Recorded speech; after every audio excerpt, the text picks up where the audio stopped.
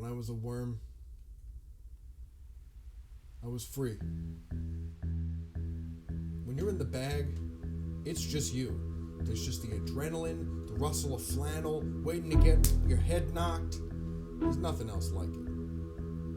There was the struggle, the hollering, like you're talking in tongues. You woke up the next morning, you felt like you were saved.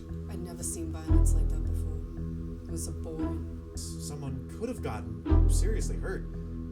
It brought something out of you. You aren't alive anywhere until you're alive in the bag. It was everything. It was my life.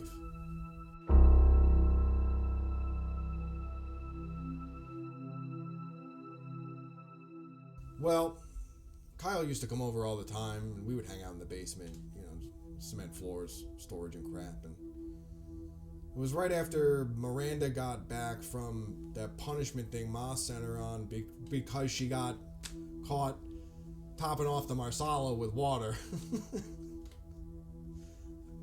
So the sleeping bags were still out. Okay, Randy was going through a box of Franzi a day. I don't want to hear it. She freaked after Dad left, and I had to spend a week trudging through knee-deep snow with a bunch of Newark delinquents. Listening to her, you'd think she was kidnapped in the night. That girl was skiing in Aspen with one of her little friends. It's not my fault they got in a blowout over Paris and Nicole. Yeah, we were messing around with some camping equipment, and we got out these sleeping bags, so I got in one as a goof. I zip him into the sleeping bag, all the way down to his ankles to trap him, and he's like, "Oh, stop!" Stupid. Brandon, yeah, he was a smart kid, but he had a real mean streak. I mean, he had just got braces, and his dad wasn't in the picture, but yeah, I was freaking out. He was flipping out in the bag. He was really going nuts, and it was like a lightning bolt of inspiration. I'm about to pass out, and finally, he comes over and unzips the sleeping bag, and he leans in really close. So close I can smell the pizza rolls on his breath. And he's like, "We should fight each other in these bags." And I'm like, "Dude, that is not safe. I literally just almost passed out, and I can't move my arms or bend my legs in this bag at all." So I get Miranda's old Aikido practice mat out of the corner. And we zip up into the bags. And I go, "Come at me." So I come at him. Headbutt, shoulder to the neck, shoulder to the groin. Spin move, block, headbutt, shoulder. And that was the first ever match.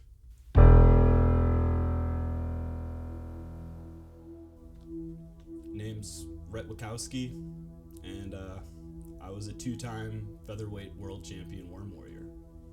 When was the first time you heard about worm wars? I think we're at recess. Sawyer Larosio comes up and leans in real close like there was some sort of big secret we didn't know about. And then he just asked if any of us ever worm out. He said Brandon DeStefano's got kids in his basement fighting in sleeping bags. I mean, I had to check that out. So we bike over. I still remember, I think the house was on the south side, kind of behind that old ball bearing factory.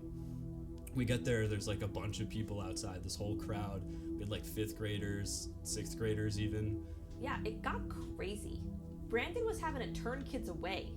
He even roped me into helping out. We were latchkey kids, Brandon didn't come home until 8 or 9 o'clock at night.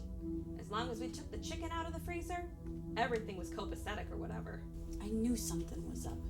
For about a month, the kids kept forgetting to take the chicken out of the freezer. I thought they were blackballing me into making ziti. Turns out, it was way worse. Down in the basement, it was like Atlantic City. There was Capri Sun flowing, we had Petey Pablo on the radio. All these kids were surrounding these 2 sleeping bags that are on the floor. I was wondering what that's about, and then Brandon started shouting all the rules. 2 worms in the ring, no clock. The match is only over when 1 worm goes down or somebody says uncle.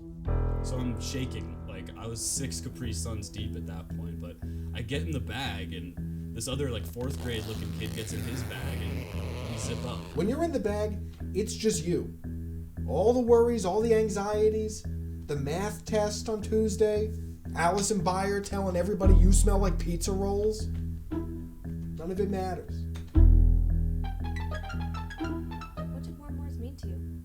It was real. You know, it wasn't Nerf ball. It wasn't Pokemon. It wasn't open skate. It was win or lose. The glory or humiliation. I chose glory. It wasn't about winning or losing. All day, every day, you get told to do your homework and don't be late and get your finger out of your nose. But in the bag, you were somebody. By spring break, we had a full tournament going. We had 3 fights a week, and it wasn't slowing down. But then, right before Kyle and Brandon's big match, it all blew up. It got too big, too fast. It was inevitable. Somebody talked. Are you f***ing kidding me? I've been hearing about this worm crap from Sharon at the PTA all week. Turns out my kids invented it. Imagine the shock of our local parents. Their own children in an underground fighting ring? Yeah, I fell in the sleeping bag and I chipped my tooth. It was kind of a badge of honor, actually. I did tell my mom about it. I didn't think it would be a big deal. No, Soya, he was the perfect student. He was a sweet, obedient little boy. He was a rat is what he was. And he lost me about $90. Wait, there was money on that? Brandon, he took it the hardest. He got suspended and he missed that week in English class where we went over run-on sentences. And, he still sends me emails from time to time, but they just go on and on. It keeps me up at night. It does. But, we'll never know now. Would you ever compete again? Being honest, part of me never stopped.